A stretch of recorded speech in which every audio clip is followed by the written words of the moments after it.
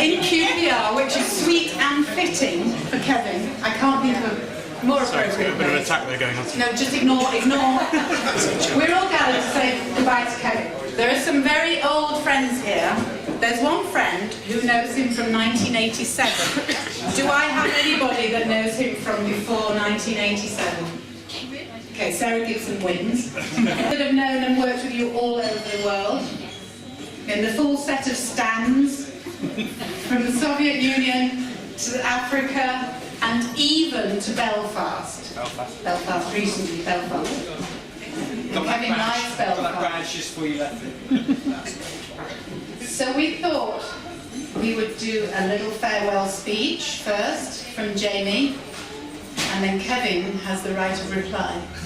Now, it was a few weeks ago when Kevin got one of his people to approach me to make these few remarks. I kid you not. So when that happened, I set about canvassing some of you. Sorry if I didn't get in touch, but some of you gave me some great stories which I'm going to tell. And of course, traditional BBC leaving party editorial standards means one source. Doesn't matter how sober you were when you saw it happen or think you saw it happen. So that's the deal. And also, and you cannot challenge. No, you cannot challenge. So this is kind of, I suppose I'd call it a crowdsourced fook, because a lot of you've got memories. Before I start though on the tales, tall or otherwise, you've told me, I just want to share my favourite moment when I was going about, I suppose what I call the Bish gathering process. I approached Caroline Wyatt, not quite remembering that her current job is religious affairs correspondent. I went up to her just outside MBH and I said, got any good bishop gossip?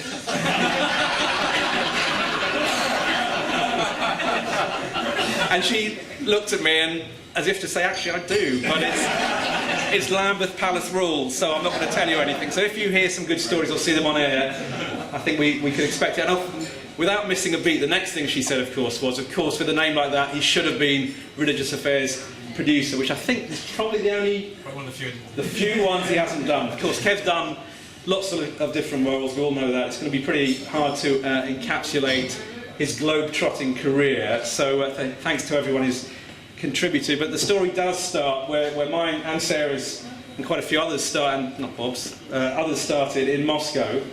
Kev and I share one thing. I think we were both brought into the BBC by the same person. We are, you might say, Mr. Brown's boys. So, Kev, when I first met him, was working for NBC, but he was hired to work for the BBC in Moscow. In those days, there wasn't a staff producer. You were actually the first staff TV producer when you were in Moscow, and he was hired to work with Ben Brown and Angus Roxburgh, who were the two correspondents there, and they had a pretty small office in Gruzinski Pereulok, which some of you will remember, some of you worked in, and Kev got a little chair, got a little bit of the table at the end, had to share this tiny room, and his first job was to ensure that two very ambitious TV correspondents got on every single bulletin every single day of the week. And he did pretty well, I think. It was fairly easy in those early days, 91, 92, the days after the fall of the Soviet Union. But then, inevitably, the stories ran out. But Kev was very inventive, and Ben reminded me of a fantastic story that Kev and Ben managed to sell to the bulletins. It would be, don't spoil the punchline. It would be the Lithuanian hermit story, which was the story. Well, tell us about the Lithuanian hermit. Can you remember it word for word? No, you can't. It was about a Lithuanian hermit, funnily enough, who didn't know the war was over, wasn't it? Didn't know the war was over. I'm sure it was totally genuine. Those pictures you bought from Lithuanian TV, above board. Anyway, it ran all day on every single bulletin, and from that day on, the phrase, Ben better correct me if I'm wrong, Lithuanian hermit was a story that was, frankly, crap, but which was sold to the editors. Ben's trademark. I knew there'd be some cheeky one-liners. That's Kev Stocking Craig. Anyway, Lithuanian hermit. Kev, of course, was not a hermit, as we all know. He likes going out, likes a drink or two, one might say. And I have to say, a feature of your contributions to this speech was memories of Kevin with a bottle, or actually this was Russia. And to be fair to him, Kev, being a consummate professional, being a consummate producer, knew that in Moscow, in Russia, the only way to act, the only way to get stories, the only way to circulate and to be professional was to drink large amounts of vodka, which he turned out to be very good at doing. I've got a few memories of Kevin once he'd had 1 or 2 glasses of vodka, eyes glazing over, thicker than usual Cornish accent.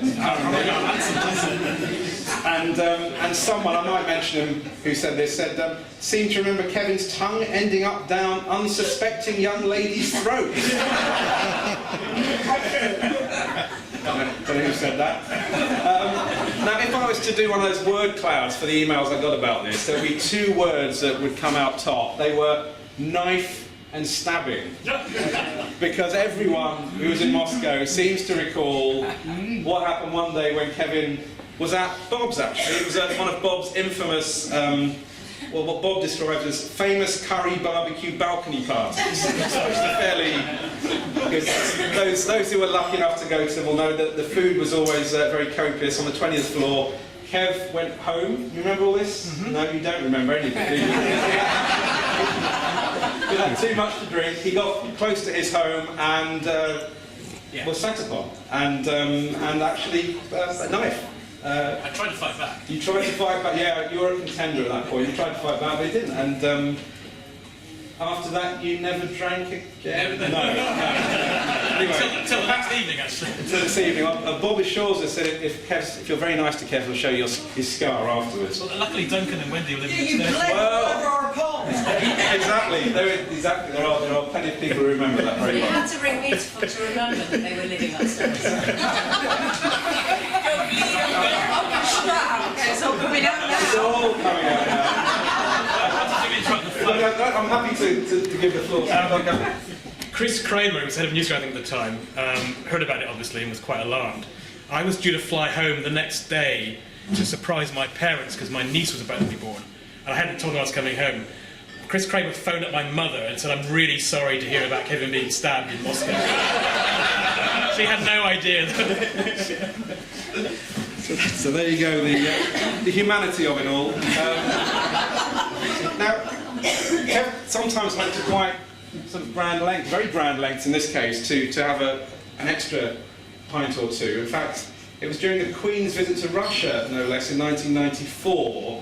The press bus was due to go to the airport, but Kev let it go to have a couple more drinks. He stayed in the... Do you remember this? One source. I've got one source on this. The one source was the person propping up the bar with him, who assures me that what happened next was that they went to the airport in a stretch limo. Yes. Yes.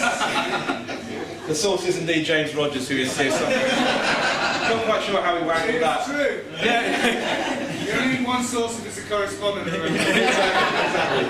Man teaches journalism thoroughly unreliable. Another car story kind of crept in at the last moment from Jonathan Patterson, who tells me that in April '99, Kev and him were in Belgrade when the NATO bombing started. They had to leave in a hurry because that friendly fellow Arkan turned up in the hotel lobby.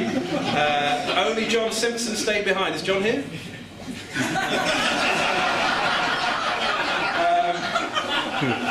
The rest of us drove as far. That's the only appearance of John in the story. The rest of us drove as fast as we could to the Serbian-Croatian border, and they were forced to leave the hire car apparently, much to the frustration of London, who, this is a bit like the Chris Kramer story, seemed more concerned that you'd left the vehicle than that you nearly got killed by a mad Arkan.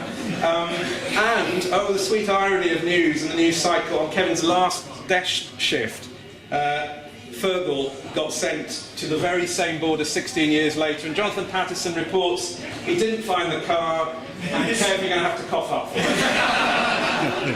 It's a fair cough. Yeah, so those are cars. We're going to move on to another form of transport.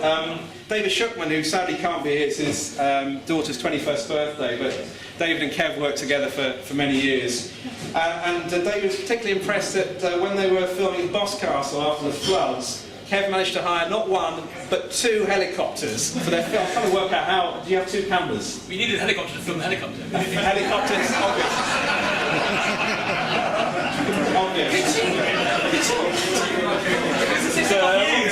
Sorry, I know, I'm a radio type. I guess. Yeah. Although, David, I think there might be some truth. David suspects it was because it was in Cornwall and he did need to impress his brethren about just how many... Yeah, what do you think? Yeah, I think so. Talking of Cornwall, one of the other themes that came up in a few of your emails was the great Cornish food that Kevin worships. I think it's not too far to say, is it? No. The Cornish pasty. Now, Andrew Wilson is here from Sky, who you know...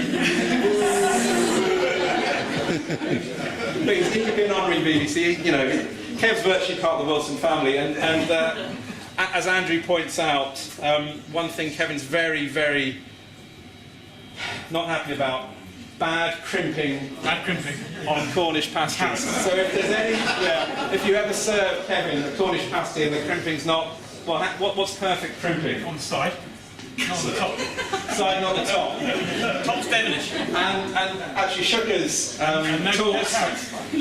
talked about your Cornish pasty making with great fondness. Actually, we do. In fact, Nanette, my wife, had never had a Cornish pasty until you prepared one. So you've introduced that into our household. But David said he used to go there a lot to your house around the corner from here to do edits. And he always remembers your, well, I'll quote from David, the methodical preparation of pasties that would rise in the oven, utterly delicious. But, and there's a but, if anyone dared to suggest an adornment such as ketchup, the bishop visage would darken amid thoughts of Cornish independence. And David decided it was best to stay quiet. And there's actually a bit of a food theme coming because Jimmy Rogers also remembered, it's actually another meat theme, that Kev, happy days down in Chechnya or around Chechnya for the first Chechen war, he remembers that Kev managed to persuade a kebab seller from the bazaar in Khasavyurt in Dagestan to come to the primary school building where we had our offices in that first Chechen war, so the whole team could have a long lunch. So Kev's done very well with food. In fact, I've got quite a few food memories of Kevin. One of them, Brent was down. People who were down there at the beginning of that first Chechen war remember Kev coming down with the Harrods hamper that was provided by news gatherings. Happy days. Very, very, very different days. Harrods hamper. Kev brought down. In fact, we did a couple of, this is just for me and Kev, but I just realised, I'm thinking of stories we did together. The hot dog eating competition in New York. July the 4th, we saw Joey Chestnut win it back for America. Very exciting. And we also did a story together before the 1998 World Cup in Romania. Lorry of meat. Meat and football. It was a story about a Romanian football team who had been quite successful a few years previously, who'd been in the Cup Winners' Cup, I think, hadn't they? But they'd fallen on hard times and they had to sell their centre forward for meat. I can't remember the soundbite we got from the guy we interviewed, the midfielder, which was something like, Georgi was a lovely guy, but he doesn't beat a nice steak. It was in written that myself. That was a translation of it anyway, and well, football, we've gone to football, here we are in QPR. That takes us on to another of Kev's passions that everyone mentions, QPR. And Shooker's talks about, I'm sure he's not the only one, I'm sure there are a few other people here who've been on the road with Kev, and we'll have tales of him desperately trying to get QPR results in all sorts of weird and wonderful locations at all sorts of times. David remembers in the middle of the Kalahari Desert when you were doing some filming, spending hours and hours when you might have been producing a piece, actually doing that. And also some of us here have been lucky enough to get the call up to the Bishop squad for a World Cup or a European Championship. Euro 2004 was mine. A few of you were there, yes. Of course, we all know the key thing about that is not getting on air, getting into the stadium. Exactly. Kev has done that in many different tournaments. At least one. I remember that. Not miss one. No, exactly. I remember the quarter-final looking around as Beckham skied that penalty over. and it was pretty much the whole stand was BBC, but I'm sure those days are over now, aren't they? Never. One tale, Keith Fitz tells the tale of Kev and sport. This is actually at a sports bar in Joburg. Now I came back to what I said at the beginning about your people, because you do have people, Kev, you have people everywhere. And in this case, Keith was your person, because they were in a sports bar in Joburg, the TVs all broke, and everyone was getting pretty upset with the manager, and Kev volunteered, quote, "My engineer will help out." Now, I think Keith was slightly concerned with this, however, it transpired that as a result of Keith fiddling around and of course getting all to work, they had free beers all night, so it's an amusing story to tell. Yeah, exactly. Another theme, and it's sort of coming back to Moscow days a bit, but not only Moscow, is the sauna, the banya. Many of us have spent happy hours almost naked with Kevin in the sauna somewhere. Hands up. Male or female? Yeah, there you go.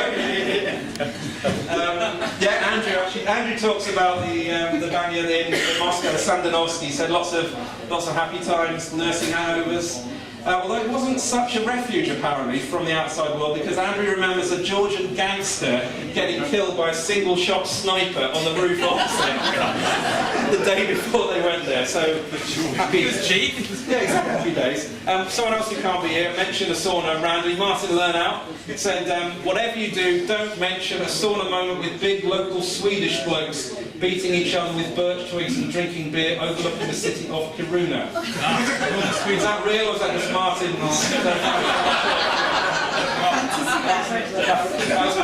And Alan has got a couple of sauna stories to throw into the steamy mix. He remembers a couple of sauna incidents in Afghanistan. He said, Kev spent the night with the Russian border guards. I think there's a sauna involved. It doesn't say it actually. No, I looked at it again. On the Tajik-Afghan border in September 2001, giving them a sat dish for their use, all to facilitate the BBC being allowed to cross the Oxus River from Tajikistan into Northern Alliance-held Afghanistan. That's the first one. And the other one you remember, Alan, is also in Afghanistan. They had to evacuate Talakan when the foreign journalists were under threat. They drove in convoy back to the Tajik border, Dushanbe. Kev arranged for some R&R at the banya of the Russian 201st Division, so more saunas with men in uniform. But there was a lady, and this is a quote from Alan, where a big lady with cups provided massage for aching backs. So you just have to imagine that. Heated cups. Heated, cupping. It's called cupping, I know. I just like a big lady with cups. Providing massage is all you need to know. Now, someone who got under the wire with his story, and it ties in with that because it's in the same location. And I saw him briefly today. He couldn't be here tonight. I'm not sure what he's up to. It was Mr. Sopel. Do you know the story of Mr. Sopel? In fact, he told me this years ago, and he reminded me today. And I don't know the denouement, so you're going to have to tell me, but the lead-up is going to have to tell, because it involves the place you were in Talakan. There was a VHS recorder one night when someone had procured some good Afghan... We haven't sent in special. Some good Afghan sort of smoking ganjery stuff. And they had Carry On Up the Khyber on the VHS. That's true. That was too good to make up, wasn't it? Had it brought in specially. And Soaps couldn't remember the ending to this, but all he knew was that at one point some commander for the Northern Alliance burst in to be confronted by this scene, and the punchline is what happened next. Can you remember? I've got no idea. No, that's right, we don't know either. John didn't know either, but the fact, enduring image and all that. And it shows Kev was pretty good at looking after his correspondence. I think most people would agree that. In fact, Cookie, who can't be either, Jeremy Cook, told me that they were filming once in Brazil, and Kev, they drove into a town, it must have been a big town somewhere, and he said, Kev hadn't said anything about it, but they just drove past a stadium, and Kev said, "Oh look, the Rolling Stones and Bob Dylan are playing here tonight, shall we get tickets?" And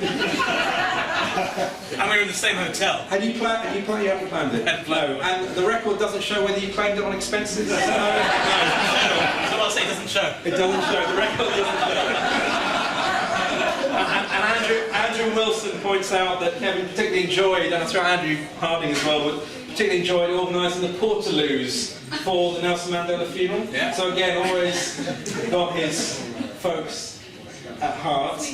Although David Shutman did have a story when Kevin was a little bit selfish. He said they helicoptered into Greenland once. They were in a tiny American research camp. Everyone had to share a small collection of tents, including Rob McGee and him. Only Kevin managed to wangle his own tent, which I said, oh, that's pretty selfish. And Annette, my wife, who's a producer, said, oh, that's good producing, isn't it? Look after yourself. So I think the room might be divided on that one. Anyway, I'll go with it's a bit prima donna-y, correspondy, presenter-y thing to do. Producing, Yeah, okay.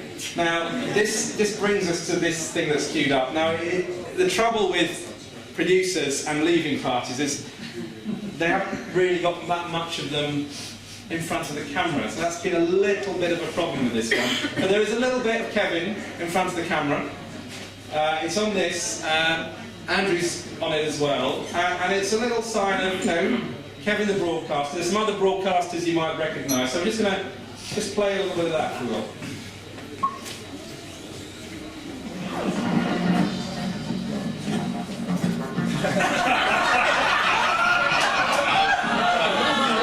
From this front line to...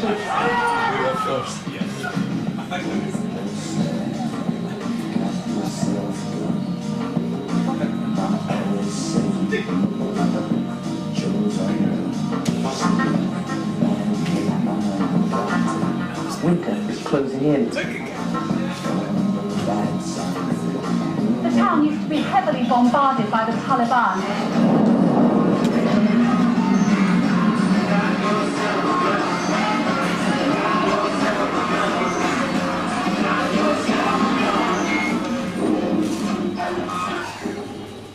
Well, that's the glamorous version that you see on telly, and this is the slightly less glamorous reality. At the BBC compound in Khoja Baudin. This is our guard. We've got...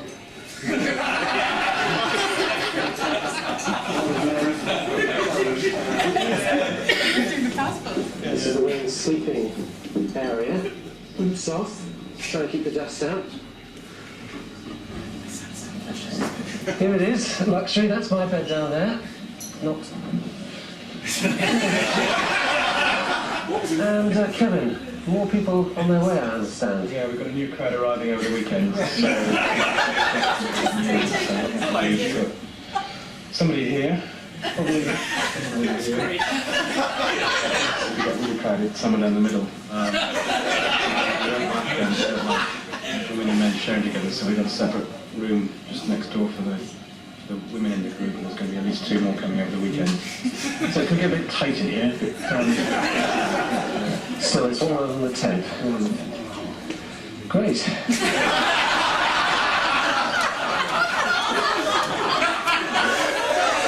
there you go. The receiver's right. Okay, something like that. So there you go. Kevin, you missed that joke that you were laughing over the best line, which is, it's going to get a bit pommy. That's the final line. Now, there we go. Kevin in front of the camera. Andrew, I think you better explain what was going on, but also Andrew is the man who can explain to us the secret of why Kevin Bishop, despite his undoubted skills, never wanted or decided not to be a reporter. But I do remember, and it's probably one of those awful questions that reporters ask to producers all the time, and correct me if I'm wrong, you know, why don't you want to be like us? Surely it's a natural evolution to go and be a, in front of the camera idiot. And I did ask him this once. I know what you're going to say. And it was probably in a bad way. And he said, well, I go to a lot of meetings in London, and there are always a lot of bosses around. It's nice to have you there, Paul. Hello. Just like old times. And he said, there's always a lot of bosses. Pretend the camera isn't there.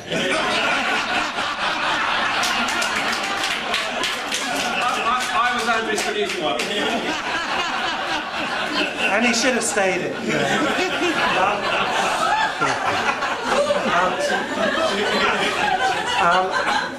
But I said to Kevin, why don't you become a producer? And he said, well, all these meetings in London and all these phone calls with important people, and whenever they ask me something I don't know, my inclination is to fib. So I just kind of make stuff up to make everyone feel relaxed. And to make it feel like I'm doing my job. And it's not big stuff, it's just little lies. You know, have you got stuff ready for that live? That, you know, everyone just, you know, we'll catch up. So he decided that if he were to be on screen and a certain Nick Garring was pressing him repeatedly, for instance, then he would make stuff up, like the rest of us all do. A lot of you, as well as telling sort of funny stories about Kev, have said what a fantastic producer he is, and everyone knows that, and what a great loss he's going to be to the Beeb. Ben says he was always the best of the best. Daniel Sanford, who's here, I think I saw Daniel, talking about Kev last year really with the Beeb, which was dominated by, back in Russia, back in Ukraine, the place he knows so well, just how important Kev had been for our coverage, first into eastern Ukraine after the shootings in Kiev, the first to Crimea, before the Green Men turned up, the first to the MH17 crash site, and all of that, largely, as Daniel says, was due to Kev's superb judgment. Everyone knows he's always been dedicated to the BBC's journalism. He's also been a great mentor to people. I know people will attest to this, just how many young journalists he's brought on and helped, and always been there and been extremely caring to people in all the bureaus. And on the road, Jeremy Bowen also, I don't think could be here, I don't think Jeremy's here, he reminded me about when they were in Kukes in northern Albania in 1999. He said that steadily Kevin filled it with the house filled it with the families of our various translators, all refugees from Kosovo, showing such a big heart. There was a slight aside from Mr. Bowen. I didn't mind, except when the Albanians insisted on putting ketchup all over the authentic Italian pasta sauces I made. And Jeremy also told me about a young Kosovan guy who turned up in Kukes, who helped to translate. I don't know, I didn't know the story actually, but some of you probably do know it. That Jeremy and Kevin helped get him out of Kosovo. He wanted to continue his education. He wanted to, spoke great English. So actually, Jeremy, through his contacts, got him into Atlantic College in Wales. But Jeremy said he'd gone back to the Middle East after that, and Kevin did all the legwork, did all the hard bureaucracy to get this young guy out, who's now living in the United States, married, chartered accountant. He's lost to us. I said the last for over, Kev. The serious point is that Kev changed this guy's life, and this is just, this is a fixer that they met on the road. You're living in the backseat of a Volkswagen Polo. Sleeping in the car, yeah. I just want to end with a small story that I encountered, and it has to do with this place. When Kev and I went to Kenya a few years ago as part of another great Bishop gig, the World Olympic Dreams season. It's keeping the dream alive. We were at a school in a sort of pretty remote part of Kenya, Mount Elgon, and there was a guy there, a young lad, 21, called Alex, who had contracted polio when he was 4. Because of where he was, he had a twisted leg. He walked with a huge cane, and Kev sort of really took him under his wing as well. And because it was the Olympics was the reason for the story, Kev immediately thought, what a great idea to get him over for the Paralympics. And again, he did a lot of the paperwork. You got him a passport. I don't think he'd ever been out of the village, had he, Alex? Or maybe he'd been a little bit. Well, he probably. Debbie was with us as well. Yeah. I don't think he'd walked on concrete before. No, exactly. But I'm sure you were sure you were involved as well, David. But I remember Kevin bringing him over and coming here to QPR on, I think, the first or second day he was over in London. And I remember him walking and All right.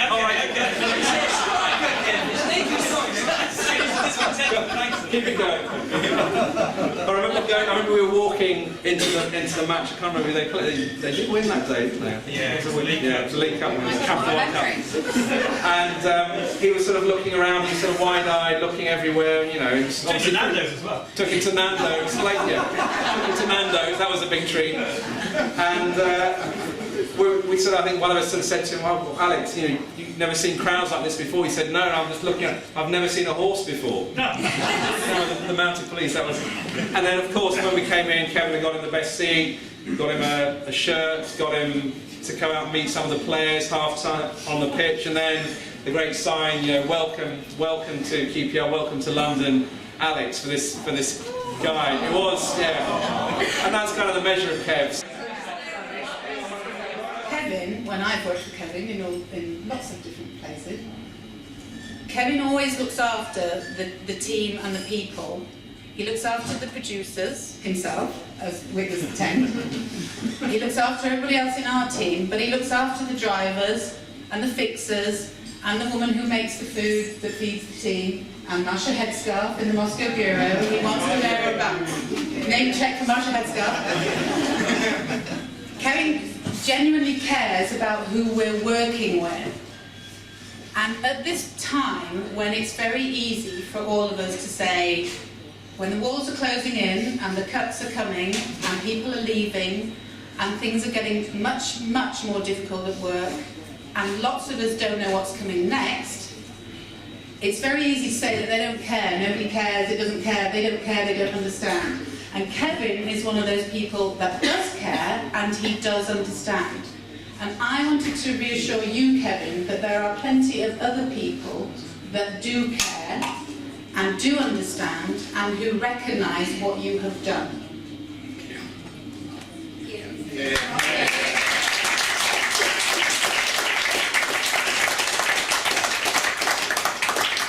I started, as Jamie said, in 1993. Mahatch, the driver, actually got a plank of wood and knocked it onto the wall between Ben Brown's desk and the filing cabinet. And ever since then, I just had a fantastic life. You know, I've just enjoyed these 23 years immensely. I've met Nelson Mandela, David Beckham, and the Queen. You know, I've seen a Pope buried. I've seen one resign, and another one elected.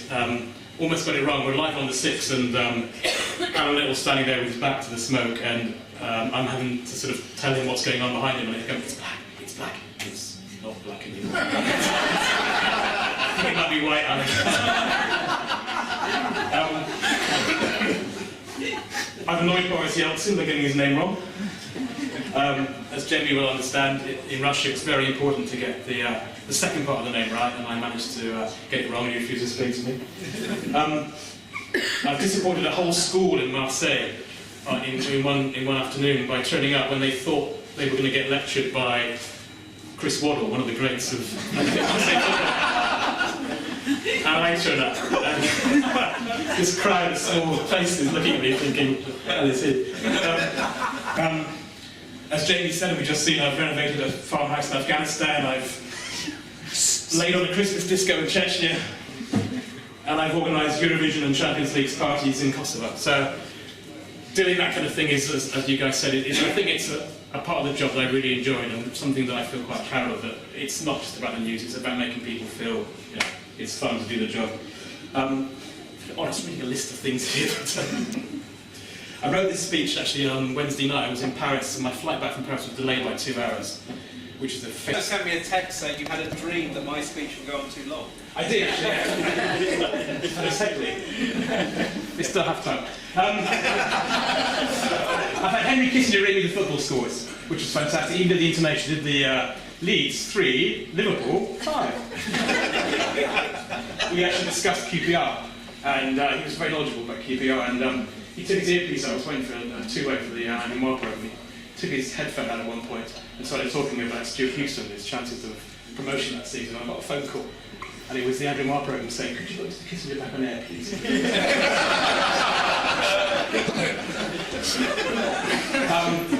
I had a slightly embarrassing incident involving Prince Charles, a BBC environment correspondent, and a rude-shaped vegetable, which I had to persuade the correspondent not to put in the final edit, but we succeeded in the end.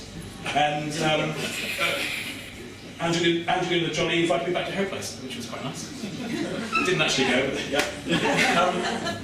But to be serious, as I said, I've loved this job, I've loved this career. But every time I got on a plane, I always thought that this would be the trip when I got found out. I always thought that this time would be the moment when they realised that I was a complete charlatan, that I'm a farmer's son from Cornwall, I've got no right at all to be working for the BBC, doing the kind of things I've done. Someone who can stand up here and say that, you know, we've done these kind of things, I just never thought it would happen to me. But then again, you land, and within 5 minutes you've got some crazy request from the desk. They want you to organise a live 5-person debate with Newsnight, or the Tenor phoned up, they want you to move the Eiffel Tower slightly to the left. And you get on with it and you do it, and you come home again and you start all over again. I've done a few, shall we say, shifts with 1 or 2 other companies over the last few weeks, and finding out what it's like working for another TV company when you work for the BBC, you just realise what a fantastic group of people we actually work for and work with. We get a lot of publicity and a lot of shouting, and quite rightly so, for some of the fantastic reports that get done by the people that risk their lives to go to places and win Emmys and win BAFTAs and win RTS awards. And I think that is so important the BBC does this. But we've also got a huge amount of incredibly brilliant people, and we mentioned the fixers and the drivers, but I think that the brilliance of the everyday of the BBC is something that we sometimes forget. We are so privileged to have so many brilliant people every day working for the BBC, and those are the people I'll miss. Those are the people that will really, I think, have sustained me over the years, and I'll just miss you all. I've got a list, I'm going to read them out. The facts, guys. I mean, where would we be without the engineers who, you know, you turn up at a shoot somewhere. You've no idea if that's good, if you're going to actually manage to get this live broadcast on air, and suddenly you see Keith Vince there, slightly raised eyebrow. And you get more worried. The crew and editors, I could bang on about them forever, but I think you know who you are. They are fantastic, and such an integral part we do. Joe and Wendy and the Croydon crew desk, and Dave Christopher, Scar, the BBC crew desk, the people that, you know, you watch those, mainly girls, doing that job day in, day out. They managed to move immovable feasts around every single day. They do an absolutely brilliant job, and I don't know where we'll be with that. The satellite desk, the galleries, tech ops, computer support, the bureau team, the people that sort of set up all our bureau, editing support. If Final Cut crashes in the middle of the night in Uzbekistan, there's a guy you can phone up and he can tell you, actually, you just go into settings and tweak that one and it will work. And they do it, and they're fantastic. Traffic. Yes. I know that their role these days is maybe not quite as prominent as it used to be, but when you phone in and you just hear that reassuring voice of somebody saying, any spellings in that?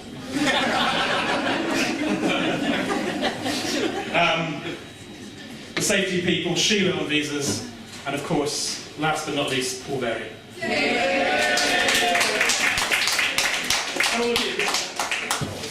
I made you a little copy, Kev. I don't know if anybody else can see it, but there's Kevin in a rather lovely pink shirt. And Keith in a pink shirt. And Keith in a pink shirt. So that's your present. Thank you. And there is some, that's from Zurab, and it says something about wild animals on it. It's gin. And this is from Natalia in Moscow, in a kind of Russian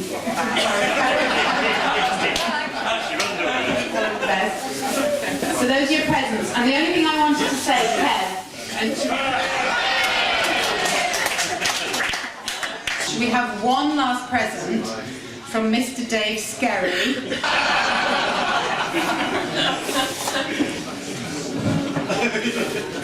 It's not the same, is it? It's in the desk. The Amber Room. From Yves Jaskin.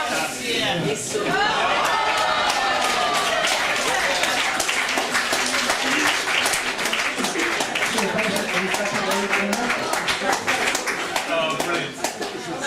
That's so fantastic.